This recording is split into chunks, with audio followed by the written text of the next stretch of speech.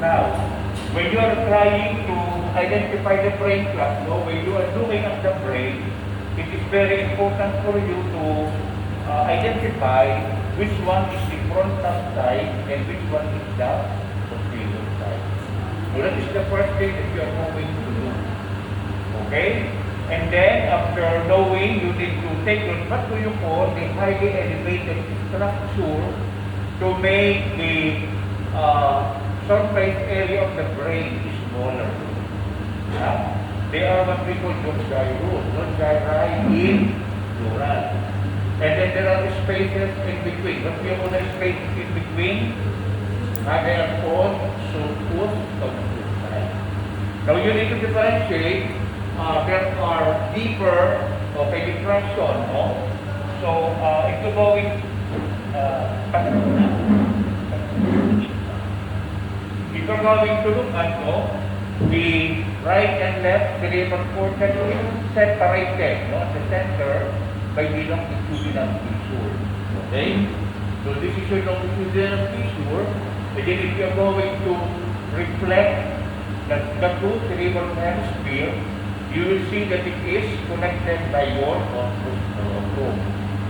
Okay?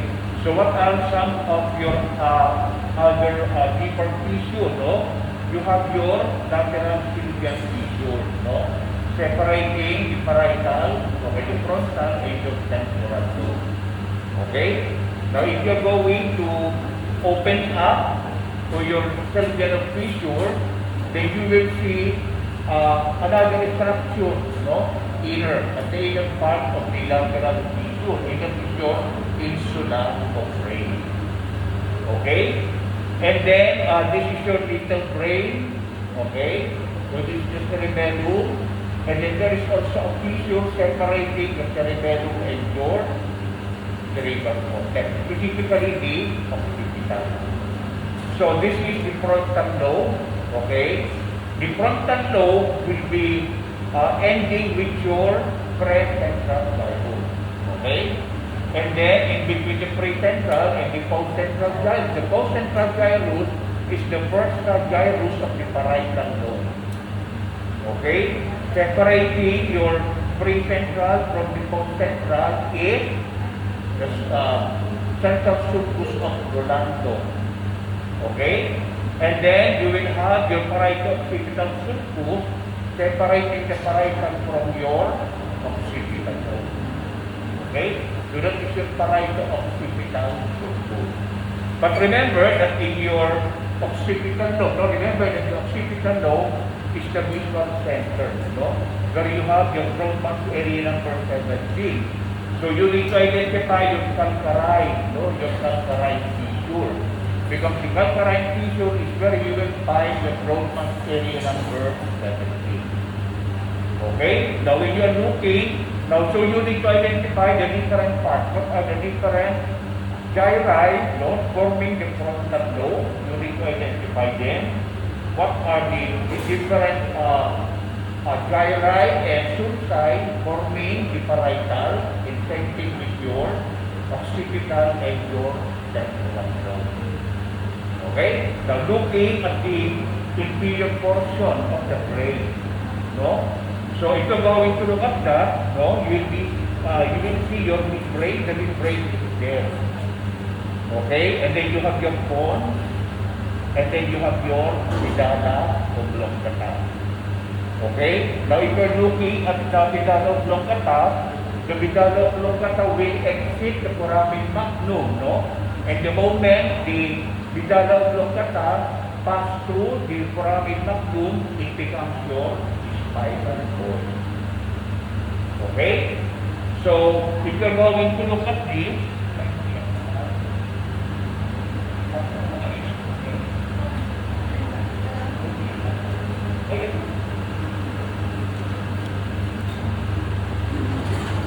okay, so take note of the different cranial nerves, It's very easy to remember your cranial nerve. You shall a nerve that is found at the most superior, the most superior, which is underneath your frontal lobe. And that is your cranial nerve number 1. Okay? So So you will see this cranial nerve number 1. Remember that the cranial number 1 has an olfactory bulb. So the expanded portion of the anterior portion of the cranial nerve number 1 is called olfactory bulb. Okay, and then it's your olfactory tract. Okay, then you have your cranial nerve number 2. So this is your optic. Can you see that? So this is your optic nerve. And then remember that the optic nerve will be joined together with the optic chiasma. Okay? And then below your optic chiasma is your optic tract. So yun ang optic tract. Okay? And then looking at the anterior portion, no? Superior portion of the pore. So it's easy to remember, no? From the oculomotor, starting from the midline of your superior portion of the pons, you will have your oculomotor, and then you have your cranial nerve number 4, and then you will see your cranial nerve number 5. So this is your cranial nerve number 5. Ayan o, no? Can you see this? So this is your cranial nerve number 5. And then you will see your, starting from this area here, you will find your abducens nerve. Abducens going to the lateral side, as Lynn said, no? You have the facial. Now the facial nerve has 2 parts. Okay, and then you will see the facial nerve associated with your cranial nerve number 8. Okay, and then going down to the medulla oblongata, you have your cranial nerve number 10, pababa siya, 10, 11, and then 12. No, yung nandun sa may in between your pyramid and your olive. Okay? So, ganun lang yung pag-identify. And then take note when it comes to the blood supply of the brain, no? So, you know already that there are 2 major blood vessels serving as major sources of the blood supply of the brain, no? What are the 2 major blood supplies of the brain? The first is your internal carotid, and the other one is your femoral artery. Okay? Now, your internal carotid artery will be giving rise to 2 major blood supply of the brain. No? One, supplying the anterior circulation of the brain, and the other one is the lateral circulation. Okay, so if you're going to look at this, no? So you will see your internal carotid. So this is your internal carotid. Can you see this?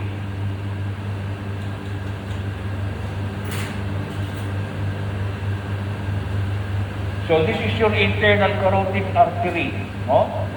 So that internal carotid artery is a structure that is what you call this? Seen outside. And then you will see that the internal carotid artery will be entering the lateral tissue. Okay? The moment your internal carotid artery went to the lateral tissue, then it will be giving rise to 2 major vessels. That is your middle cerebellar and your anterior cerebral. No, not middle cerebellar. Middle cerebral and the anterior cerebral artery. So what will happen to the anterior cerebral?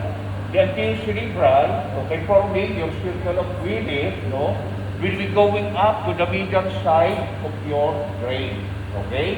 And then supply, no, the medial portion of the brain. Then what will happen to your middle cerebral? The middle cerebral will go up to the lateral side of the brain and give off different branches.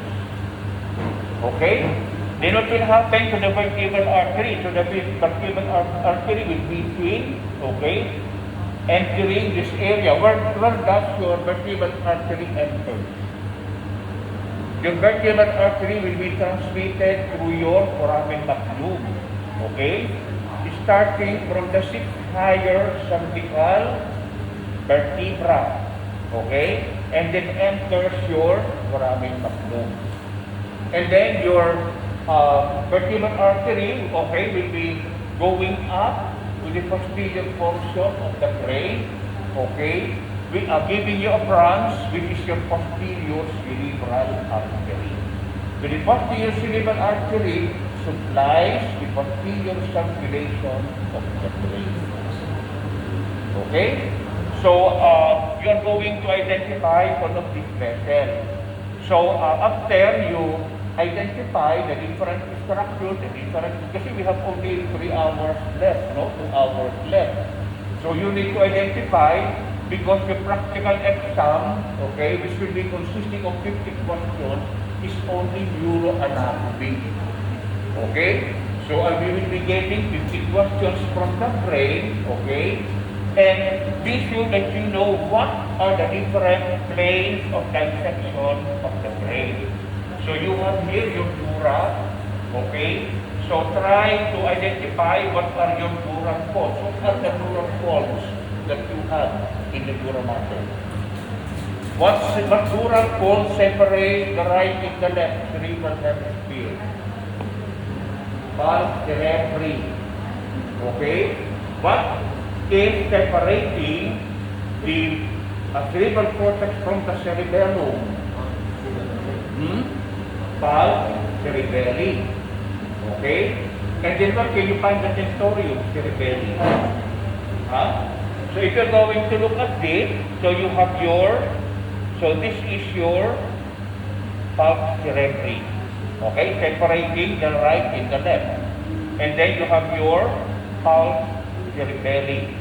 And then if you're going to look at this, no, there is a structure that is separating what? What do you call that? Separating, calling it, making it supratensorial and infratensorial part of your brain. When you say supratensorial, everything that is above your tensorium cerebelli. Okay? So all the structures below the tensorium cerebelli is the infratensorial part of the brain. Are you with me? And then from here, we'll be able to, may tumor, yung may-ari nitong cadaver na ito, yun ang tumor niya. So, you identify the different sinuses that I discussed with you during my discussion of the blood and venous drainage of the brain. Okay, so you'll find the superior sagittal, and then where can you find the inferior sagittal? The inferior sagittal sinus is found at the lower portion of your pars cerebri. Okay, and then try to identify the different sinuses from the confluence, transverse, the sigmoid sinuses. Okay, there are a lot of your dura mater here. Okay? And then, take note of the different planes of dissection. When you're looking at this section of the brain, what plane of dissection is this? This is the coronal section of the brain.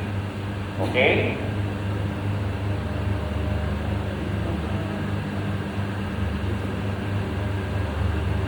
Okay, it's like this.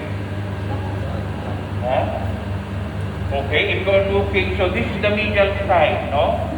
When you're looking at the medial side of the brain, this is how it looks like. This is your corpus callosum, no? So you will see the corpus callosum, and then take note of your septum pellucidum. Can you see? So this is the septum pellucidum. So this is the portic. Okay? And then take note of your thalamus. Okay? So this is a part of your, this is your cranial nerve number 2. Can you see that? Okay? That is your optic nerve. So in this structure, I told you a while ago that you can identify your cranial nerve number 1, but in the cranial nerve number 1 has an expanded anterior portion. So if you will see the pin in this part of the cranial nerve number 1, then you call it olfactory bulb. Okay, so nandun yung olfactory tract. Okay, yung cranial nerve number 1. So try to identify the different structures. So this is your, so this is the part of your pons. Okay, then you have your corpus callosum. So what gyrus, this is your cingulate gyrus. Okay? Then, this is your parieto-occipital. Then you can see your calcarine fissure. Ayun ang calcarine fissure. So kung nandyan yung pin na practical, identify it as your calcarine fissure. What side question can we give? What broad mass area could be found in the fracture area? Broad mass area number 17 for the visual center. Okay? So be able to identify the different structures that you find. Okay? So if you're going to look at this the middle side, if you are shown this kind of dissection, what plane is this one? That is your sagittal plane. Okay? So yung sagittal plane, we dissect the brain starting from showing the lateral side of the brain. Okay? So try to identify every structure. Then after 1 hour, we are going to do brain cutting of this brain. Okay? But you need to identify first, no? Anyway, we still have one whole brain there, okay, that we need for your practical exam. Okay, so, if you're going, nasa yung brain stem. Ito, this is your brain stem, no? So, you need to identify the different parts. So, you're going to see the depression with that is your basilar depression, no? Where your basilar artery is passing through. And then, in your midbrain, you will see this structure, no? This line here is your substantia nigra. Can you see? Dalawa yan. If you are looking at the brainstem, specifically the midbrain, without a substantia nigra, then most likely the patient is suffering from what? What condition will not show absence or will show absence of your substantia nigra? Parkinson's disease. Okay? So take note. So if during the practical, okay, we point here or we bring here, okay, actually the substantia nigra. And then try to hallucinate the structure above your substantia nigra is the red nucleus. Okay? So, nandiyan ang red nucleus. Kung dyan nakapin, red nucleus yan. Okay? So, this of course is your midbrain clot. Okay? Crus cerebri, no? That is your midbrain, this is the pons. This is your medulla oblongata. Then you have the fissure, anterior or posterior fissure. This one. Okay? And then, you will see your elevated structure. Okay? In the medulla, you have your pyramid. So this is the olive, okay? And then take note, this is your facial nerve. Okay, facial nerve yan. Okay? So anong structure ito? Okay, so okay, you are going to see these 3 cerebellar peduncles, no? So this is the superior, middle, and the inferior. Okay? And then, of course, what do you call this space here? What do you call this space here? This is your fourth ventricle. Okay? Yung space na yan. And then, what do you call the apex of your fourth ventricle? That is anterior to the medulla oblongata. Anong tawag doon? That is called the opex. So kapag nagpin kami dito during the practical exam, identify it as opex. Okay? So this is your brain stem. So ito yung cerebellum. Try to identify the different lobes of the cerebellum. And then identify also the different sulcus of tissue. The primary fissure. Okay? And then you need also, okay, what do you call this space here? What structure is this? What space is this? This is your fourth ventricle. Okay? So the fourth ventricle is found in between your cerebellum and your pons. Okay? Do you have any question? Okay, so you can start identifying. We will give you 1 hour. After 1 hour, we will do break tea and then give you okay. Okay? So there are a lot of